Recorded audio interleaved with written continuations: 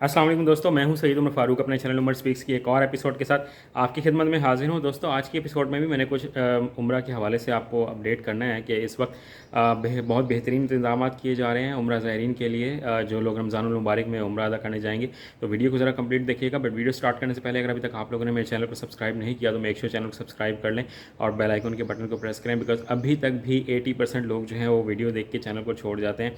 तो आपने करना कुछ नहीं है, सिर्फ सब्सक्राइब के बटन को क्लिक करना है, इसमें कोई खर्चा नहीं होगा।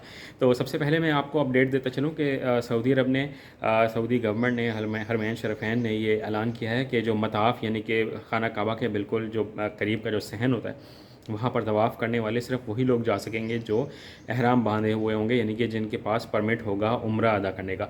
तो उसके अलावा जो बाकी लोग हैं वो वहाँ पर रमज़ानुल मुबारक में तवाफ़ अदा नहीं कर सकेंगे। तो ये अपने माइंड में रखिएगा और उनके साथ बहस करने की भी ज़रूरत नहीं है जो लोग वहाँ पर उम्रा अदा करने जाएँ, क्योंकि उनके कवानीन हैं, जो रूल्स हैं वो उसको बहुत स्ट्रिक्टली फॉलो करते हैं और उनको इम्प्लीमेंट भी करवाते हैं।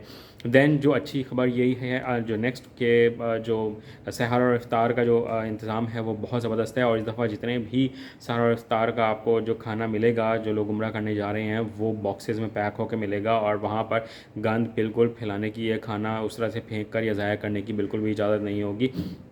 तीसरी खबर यह है कि बहुत से लोग जो हैं वो सऊदी अरब जा रहे हैं। बहुत अफसोस के साथ ये कहना पड़ता है कि वो भीख मांगने की गर्ज से वहाँ पर जा रहे हैं। तो जो लोग इस गर्ज से अल्लाह के घर तशरीफ़ लेकर जा रहे हैं तो उनसे रिक्वेस्ट है कि अल्लाह ताला के घर जाएँ तो सिर्फ इबादत करने जाएँ और वहाँ पर गदागरी और ये भीख मांगने वाला काम ना करें, क्योंकि उनको 1 साल की कैद हो सकती है। दैन एक और मैं अपडेट आप लोगों को दे दूँ कि जो लोग यूरोप में, अमेरिका में और डिफरेंट कंट्रीज़ में रहते हैं उनके लिए ऑन वीज़ा अराइवल मौजूद है कि आप वहाँ पर पहुँचेंगे तो आप उस वक्त भी वीज़ा ले सकते हैं, टूरिस्ट वीज़ा, और उसके बाद उसको कन्वर्ट करवा सकते हैं उम्रा के लिए। तो ये बहुत आसान प्रोसेस है, इसमें ज़्यादा भी कोई प्रॉब्लम नहीं है। और जो नेक्स्ट अपडेट है वो ये कि जो लोग एतकाफ़ करना चाहते हैं अगर वो वेबसाइट पर रजिस्ट्रेशन करवा लेते हैं तो ठीक है, अगर वहाँ से नहीं होती तो आप हरमैन शरीफैन में उन्होंने स्पेशल ऑफिस बनाया हुआ है, डेस्क बनाया हुआ है, वहाँ जाकर अपनी रजिस्ट्रेशन करवा सकते हैं। यकुम रमज़ान जैसे स्टार्ट होगा अपनी रजिस्ट्रेशन जो है वहाँ पर जाकर करवा लें। तो ये क्विकली अपडेट्स थी। हज के बारे में अभी तक कोई खबर नहीं है तो इसलिए मैं उसके बारे में अभी मज़ीद कोई बात नहीं करूँगा। जैसे ही कोई अपडेट आएगी तो आपसे